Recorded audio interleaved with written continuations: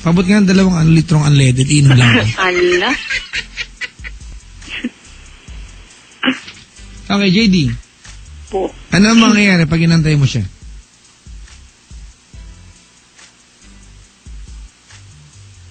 Sorry, Papa Jack. Alright, you have to tell me this. Okay, I'm asking you a question. My question is, what will happen if you wait for him? Do you understand that? No. Okay, good. Dali na ba, Jack? Please. Para matapos na itong usapan natin, para hindi ka na-atakihin dyan. Ano ang mangyayari pag inantay mo siya? Hindi ko pa alam.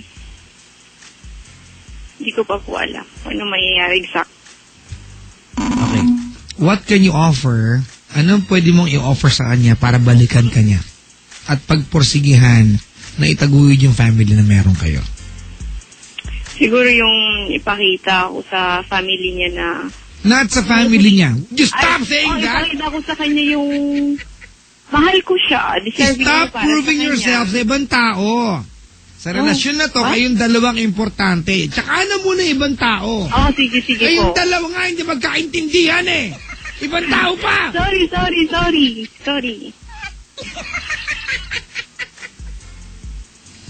Pusa talaga. Sige na. What can you offer sa kanya? Siguro po yung pagmamahal ko sa kanya. Yung mamahalin ko siya.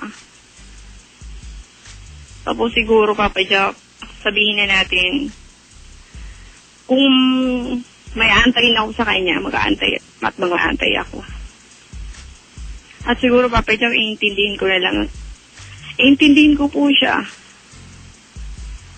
Iintindihin ko na lang kung anong... iintindihin ko na lang yung pagtutulong niya sa pamilya niya. Kung ganun. Gaya na dati, gaya ng ginawa ko.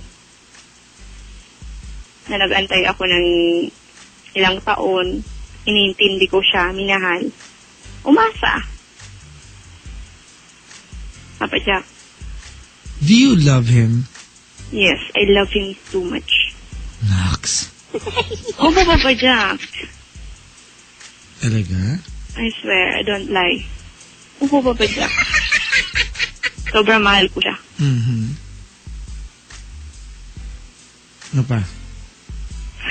Let's see. Mahal mo siya? Sobra. Pag hindi ka na niya binalikan, ano nawala sa buhay mo? Siya, siyempre.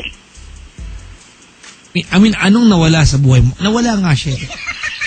I mean, anong nawala? Come on, intindihin mo yung tanong ko. Nawala yung mga pangarap ko para sa kanya dapat. Tapos yung mga pangarap ko para sa anak ko. Yun, yung mawawala, Papa Jack.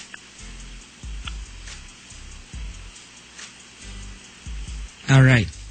JD, ano yung maganda sa relasyon ninyo? Para ituloy pa yan. Communication?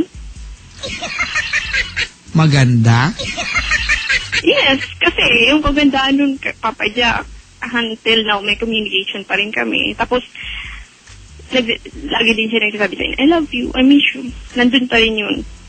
Kaso nga lang, on the phone. Papa Jack. Yun po. Okay. I-rephrase ko yung tanong ha. What is magical? Ano yung, hindi yung komunikasyon, okay? Ano yung meron sa inyong partnership? I think love. Nandiyan pa rin po yung love. Okay. Hindi tayo mag-connect ha. Ganito gawin natin, JD. Po. Okay. Hindi, not to justify yung ginagawa niyang kalokohan, kung meron siyang iba o hindi. That thing, I'm not sure kung papatulan ko yan kasi nga, yung idea kasi na hindi ka sure sa ibang tao kasi nakikinig. Alright? Opo. Ang pinupunto ko dito, iniisip ko nga ngayon kung did you give this guy enough reason para maglambing sa iba? Kasi ang hirap mo kausap? Ako ba yung lalaki at ikaw yung kausap ko araw-araw? Mamababae kaya ako? Hindi naman tama, di ba? Mamabae. Hindi tama, di ba? Opo. Pero ang hirap mo kausap eh. Totoo lang. Asensya na po. No, huwag kang huminap pa Okay lang siguro po yung... Hindi, mahirap ka talaga kausap. Huwag mo na justify. Period. Mahirap ka kausap. Period. Oh, sige po. Sa tingin niyo, Papa Jack, yun ang reason kung bakit namabae siya? Dahil mahirap akong kausap? JD, we are not Sakali. even sure kung may babae siya o wala. Okay. Kwento ng ibang tao yan eh. Sa ibang tao galing yan eh. Okay. Asan na yung part na you will trust your partner no matter what? Eh wala kang tiwala sa kanya. May tiwala ka ba sa kanya? Opo. Sabi niya wala siyang girlfriend. Sabi ng kaibigan meron siya. Kanino ka naniniwala?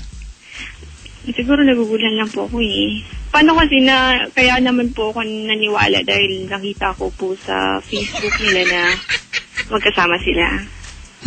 Ano nakita mo? May picture silang dalawa. Yung nakaakbay siya dun sa girl. Ganun.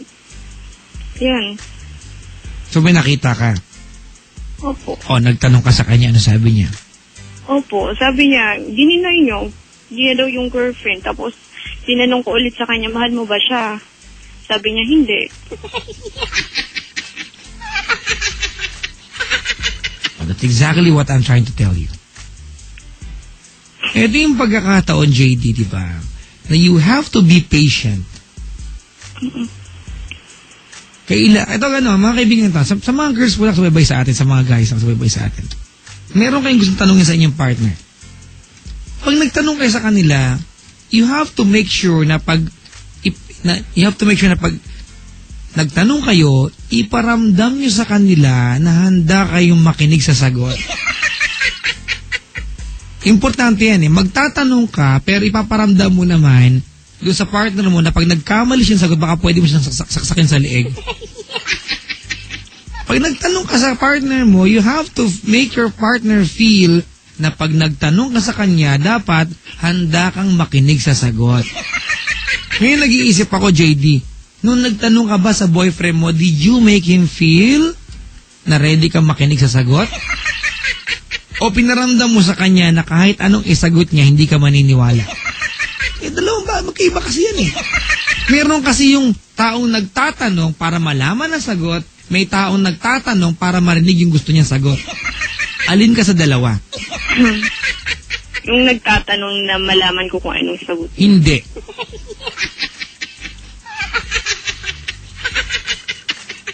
Okay? Ikaw yung tipo ng tao na magtatanong, pero gusto mo lang marinig yung gusto mong sagot.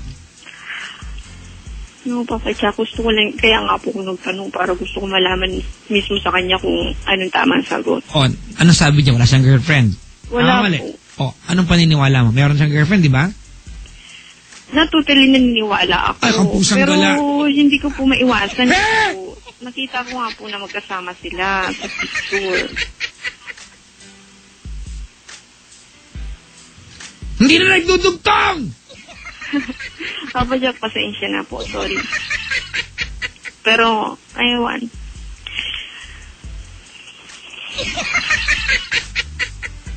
Ano ka klase ng tao na pag nagtanong, yung sagot paniniwalaan mo? Alright? Depende. Depende po sa sagot. Yun nga. Tinatanong kita eh, di ba? Po. Sabi ko dalawang klase lang ang tao nagtatanong. Yung tao nagtatanong para malaman ang sagot, tsaka yung tao nagtatanong para marinig yung gusto niyang sagot. Alin ka doon? Yung gusto ko marinig kung anong sagot niya. Oo. Anong sagot niya sa'yo? Wala. Wala siyang girlfriend. Wala. Anong paniniwala mo? Meron, di ba? Parang half-half. Half-half sa two question. O so, alin ka doon? Naniwala ka ba sagot niya o gusto mo lang marinig yung gusto mo sagot? po, Papa Jack. Half-half po eh. Parang naniniwala na hindi. JD, Po. huwag ka na mag-antay sa kanya. Alright? Alam mo kung bakit? Bakit po? Kawawa naman siya. Bakit po po siya naging kawawa? Ang hirap mo kausap eh. Papa Jack, sorry. Huwag ka mag-sorry sa akin. Ang tabil ng dila mo. Hala, si Papa Jack. And you are going to lose someone you claim to love just because you don't know how to listen. Ay, sorry. Alright? JD mo, wala na yung taong mahal mo ka mo. Hindi ka pa rin marunong makinig. Iiwanan ka na ng taong mahal mo ka mo, hindi ka pa rin marunong makinig. Ang kailangan mo lang gawin to shut up and listen. And you don't know how to do it.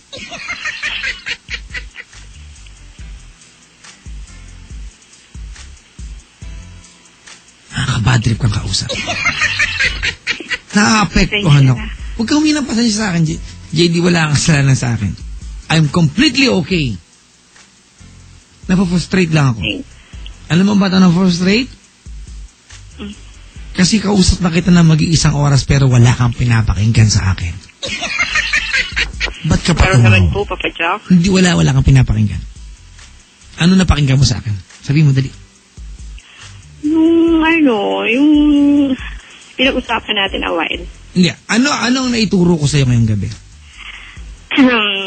I need to trust him. Parang ganon. Parang may lection kang binigay sa akin eh. Tapos hindi maniwala sa story ng iba against him. Then, So, ano gagawin mo ngayon? I'll try to wait Wag na. again. Wag na. Why? Spare him. Papa Jack, I love him. No. Hindi ako naniniwala sa'yo. Papa Jack naman. Hindi nga.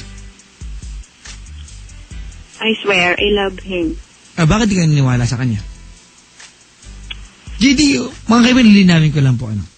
Ako man, JD, kausap mo, hindi ko nga sure kung may babae siya o wala eh.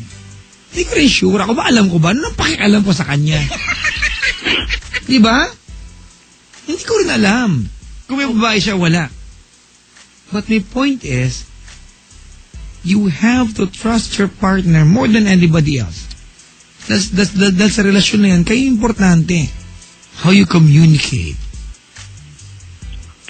Okay. Di ba? Now I know. You don't know. Yes. Oh. Ano alam? Tama nga po ang advice ng iba kong friend. Na ano? I need to trust him. Tapos hindi basta maniniwala sa sabi-sabi ng iba.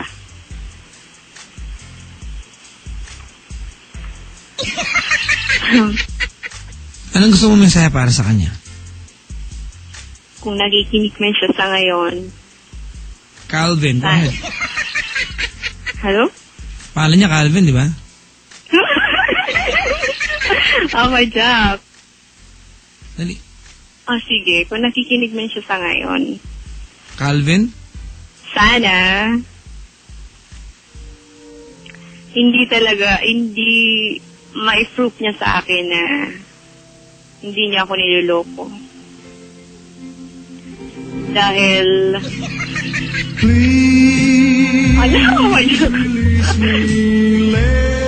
dahil mahal na mahal ko siya.